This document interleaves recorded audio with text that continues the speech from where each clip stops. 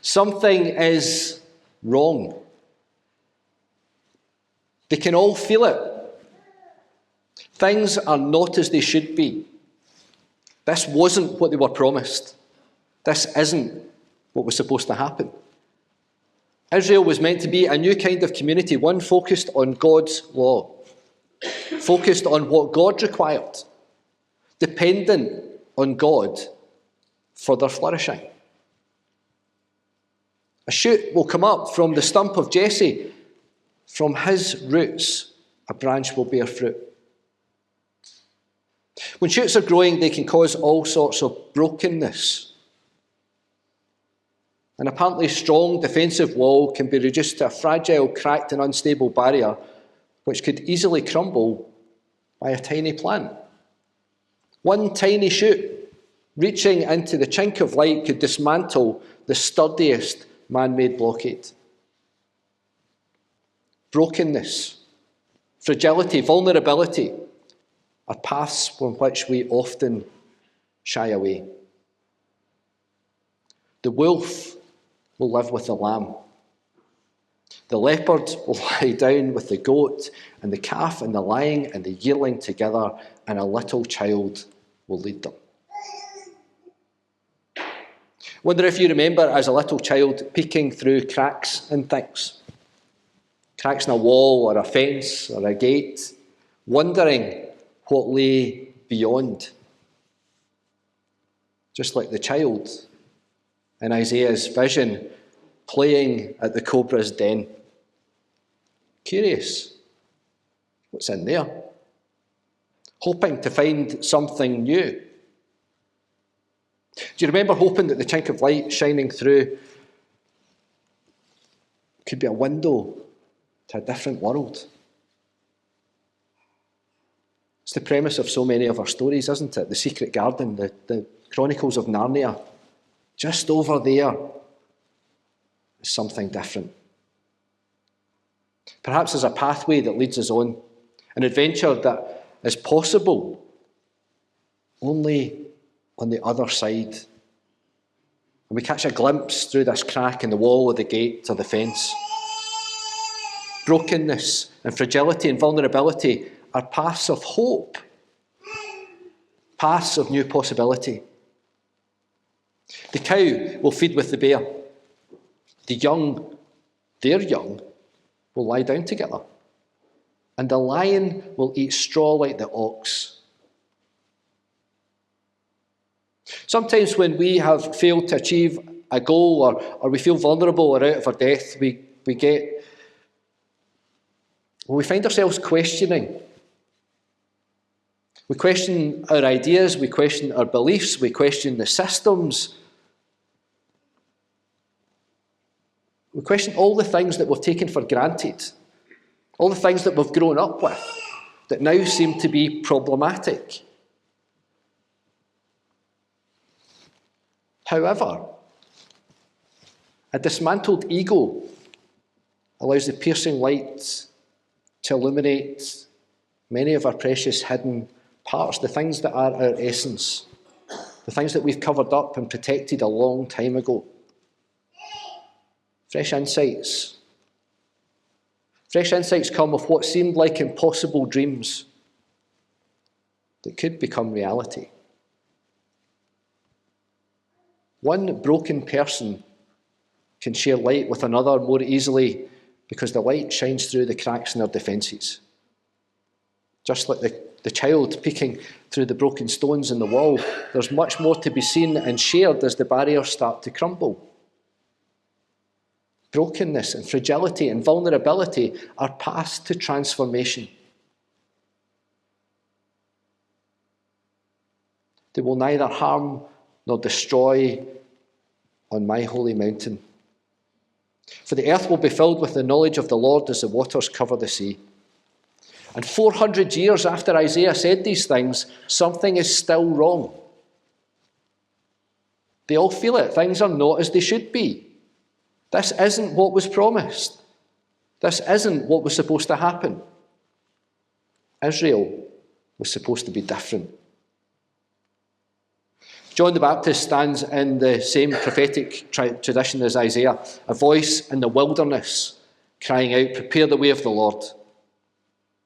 It's easy to see why people were drawn to this charismatic figure by the river, calling on people to change their ways.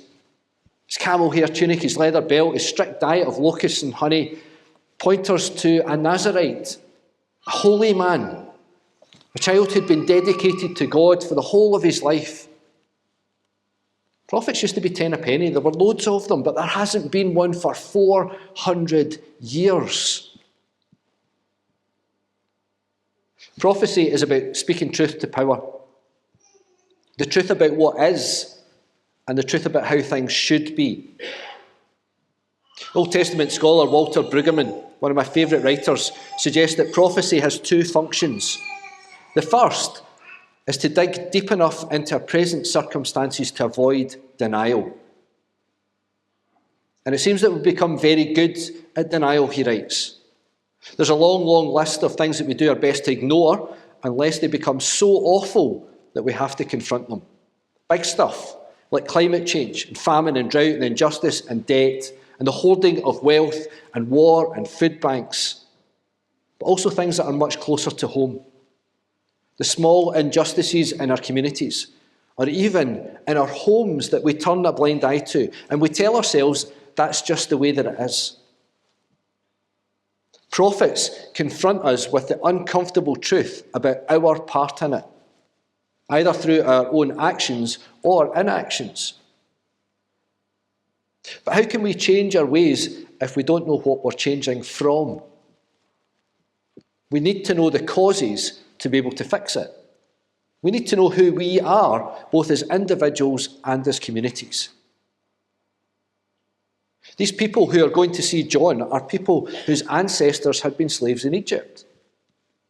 They had recognised that they were stuck. They recognised that they couldn't change that on their own, and so they cry out to God for help. And God freed them. God leads them across the wilderness. For 40 years they learn how to be different.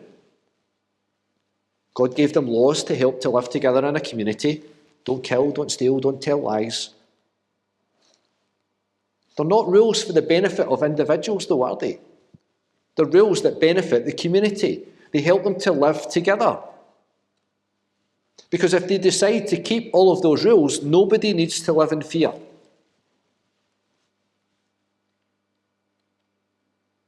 And that changes everything.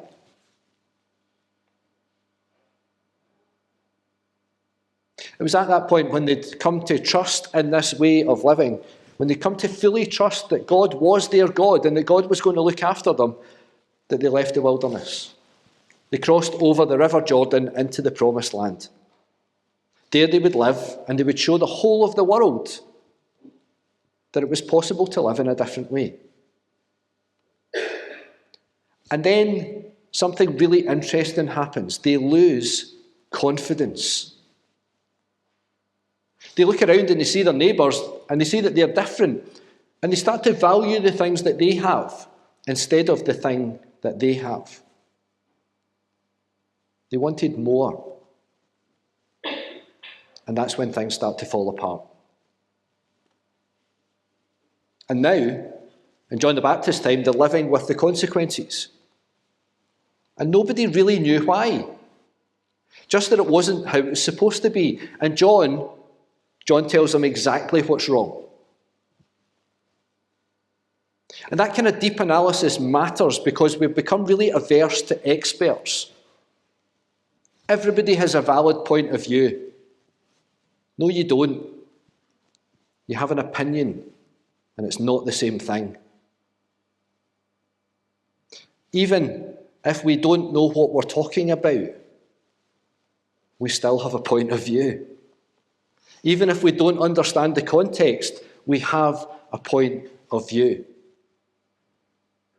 We forget that we need to keep learning, keep trying to understand. And as we've discovered again and again and again, sometimes the things that we think are certain, the things that we think are fixed and decided, are anything but. And part of our problem is that we cling on to those certainties. One of the things that we forget is knowledge is always provisional. We know something to be true on the information that we currently have. That's how science works. And then we keep searching and testing to confirm what we think we know, or to wonder about the new discoveries that come. They say that knowledge is power. Prophets are people who know.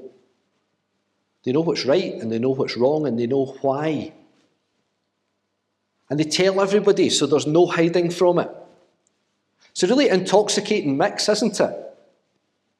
Even the religious leaders who are supposed to be in charge find themselves down at the Jordan wondering who this guy is, confessing their sins, asking for baptism. The baptism in those days was a ceremonial washing. It's a wee bit different from what we do. But the same idea, that you go into the water and you wash away your sins. And here's this wild man, full of righteous anger, speaking truth to power. And look where he is, beside the Jordan, beside the river that they crossed over from the wilderness into the promised land. The second thing that Brueggemann tells us about prophets is that the job of the prophet is to help the community imagine their way past a crisis. How could it be different? What could it actually look like? There's always a huge problem for us when we're faced with big structural problems. How do you fix the health service? How do you solve a climate crisis? How do you feed the world? How do you make peace in a conflict that's been going for such a long time that nobody can even remember why you're fighting in the first place? You show it. You demonstrate how it can be done. Ian Paisley and Martin McGuinness, remember them? The fiercest of enemies became the best of friends. They used to be called the Chuckle Brothers. They were inseparable, always nudging each other and giggling together. And if they could be friends, anybody could be friends. Mandela did the same thing in South Africa.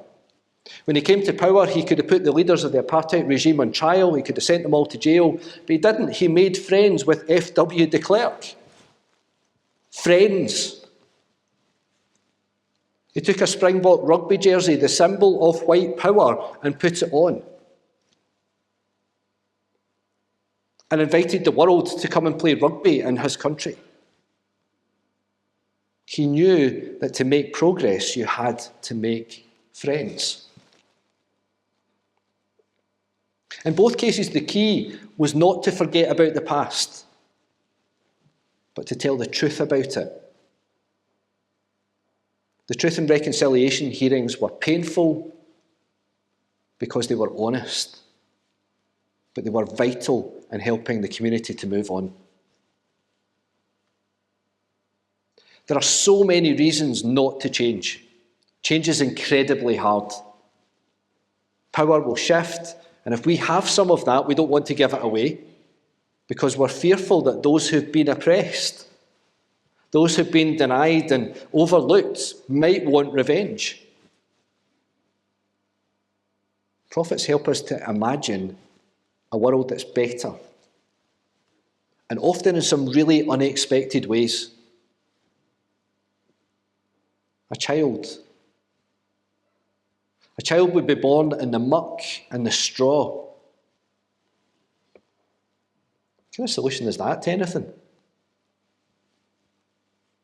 It's these unexpected combinations that shape the kingdom, that illustrate the grace that creates a new way of relating, a new way of being together. A wolf and a lamb, the right and the left. an asp and a child, rich and poor. The leopard and a kid, women and men. The lion and the calf, black and white. The cow and the bear, Protestant and Catholic. The toddler and the serpent, Christian and Muslim. It's unexpected combinations that shape the kingdom. It's unexpected combinations that illustrate grace. It's these unexpected combinations that create a new way of relating and being together. Heaven and earth. Divine and human. God and flesh. A baby. A stable. Who would have believed that could work?